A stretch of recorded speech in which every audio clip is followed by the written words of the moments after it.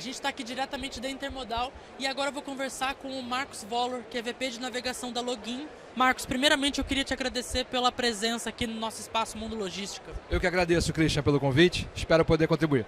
Maravilha, tenho certeza que vai contribuir bastante. E uma das coisas boas da Intermodal é que a gente consegue falar de diferentes modais do que somente de transporte rodoviário, né? Então eu queria saber de você, para começar, o que você vê como tendências para navegação e para transporte aquaviário no Brasil para 2024? Muito bem. Do nosso caso, na Login, a gente está no processo de transformação. A Login nasceu como uma empresa de transporte marítimo, de fato, na cabotagem, e está passando por uma fase que deixa de ser apenas um transportador marítimo para virar uma empresa de transporte integrado. A gente, inclusive, está fazendo o rebranding da empresa. O nome da Login era Login Logística Intermodal e está passando para ser Login Logística Integrada. Então, estamos passando por um processo, como eu falei, de juntar a abordagem, de mudar a abordagem do cliente.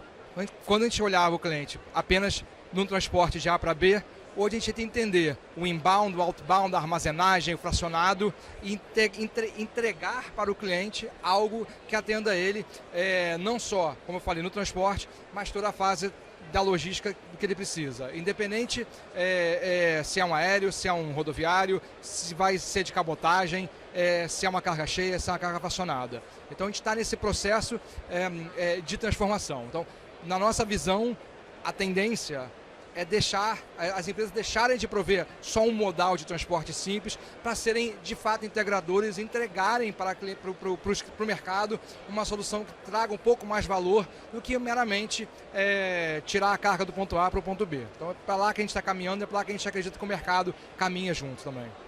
Legal, você falou especificamente sobre essa questão de integração e a gente sabe que é um conceito que seria o modelo ideal, mas que existe uma série de desafios para que as empresas de fato consigam fazer isso. Em que momento você acha que o Brasil está quando a gente faz esse recorte de uma empresa que veio de navegação, por exemplo? Você acha que as empresas do setor, os seus concorrentes inclusive, têm essa visão de que isso é um tema importante, de que é uma questão que precisa se olhar mais, ou você acha que ainda falta muito para chegar nesse momento? É um bom ponto. Eu acho que é o seguinte, a Login hoje faz parte de um grande grupo internacional que entende que a logística precisa continuar avançando. Como eu falei, deixar de ser modais estanques para ser uma coisa seamless, né? Que uma esteira, que independente do que está interligando, mas que funcione do A ao Z. Acho que isso é inexorável, é um movimento que acontece no mundo inteiro, o Brasil não está longe disso, não tá distante. O que acontece é que para você realmente conseguir integrar vários modais, você precisa ser capital intensivo. Ou você é um asset light, que você tem um software muito potente, você tem um know-how diferente, ou realmente você é uma empresa que é asset heavy, que você tem o navio, você tem o caminhão, você tem o avião, você tem o armazém, e aí que antes se operava de forma estanque, e aí você começa a botar isso como uma cadeia, uma linha de produção e integrar tudo. Aí sim você precisa de um software potente, inteligência por trás para conseguir fazer o negócio andar de forma integrada. O problema do Brasil é que fazer transporte multimodal de verdade é super complicado. É fácil fazer transporte intermodal, com vários documentos, de forma quebrada, mas você fazer, como eu estou falando, de forma transparente para o cliente não precisa ver o que está acontecendo, ainda é um desafio. Você tem muita burocracia, uma série de documentos que não se falam, você tem secretarias de fazenda que não fala com o federal, que não fala com o municipal. Então, botar isso tudo para rodar é desafiador no Brasil. Mas o brasileiro é criativo, né, como a gente sabe. A própria NSTEC, já que estamos aqui, tem feito uma série de iniciativas de colocar, empilhar os softwares, né? Empilhar é uma forma de falar, mas de juntar, de agregar esses softwares para dar cadência e sequência aos processos que são quebrados. Então, do nosso lado, do físico, o que a gente está tentando fazer é mais ou menos por aí. Então o Brasil não vai ficar longe do que está acontecendo no resto do mundo. Isso está chegando por aqui e nós, como fazendo parte de uma empresa, de um grupo internacional, a gente acaba sendo protagonista na hora de trazer as tecnologias para cá e essa forma de pensar.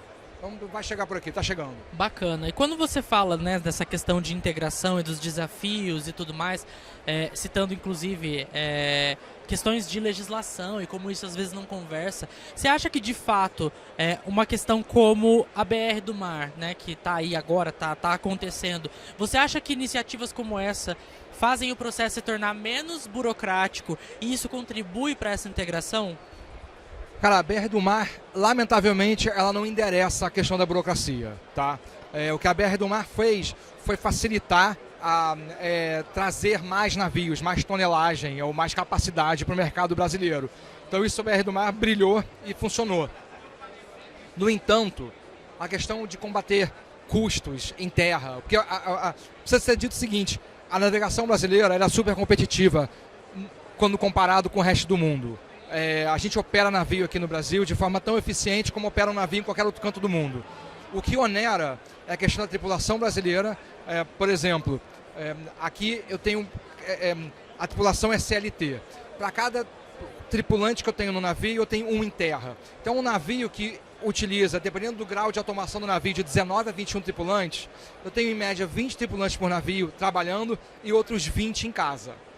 Tá? Então são 40 por navio.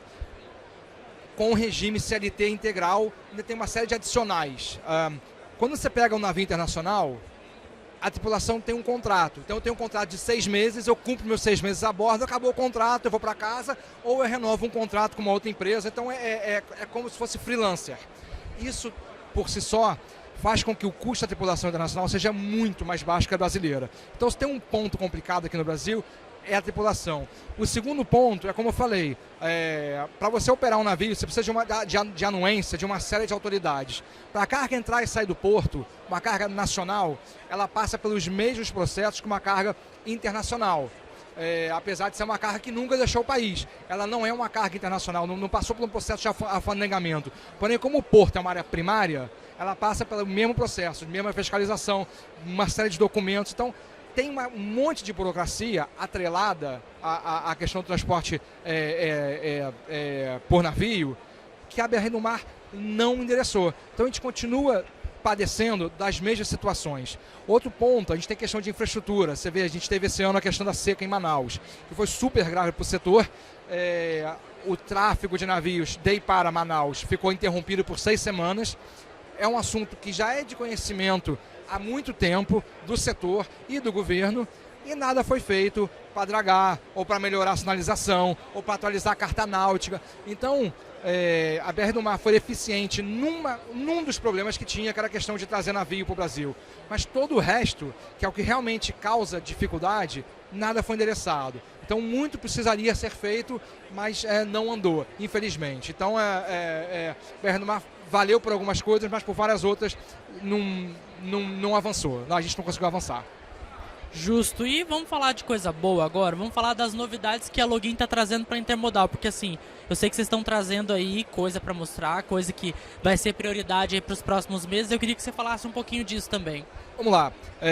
Acho que o mais interessante, a primeira coisa, talvez por ordem de grandeza, o principal investimento da Login esse ano são 2 navios novos. O Login Evolution, que chegou, já está aqui no Brasil, e o Experience, que chega em julho.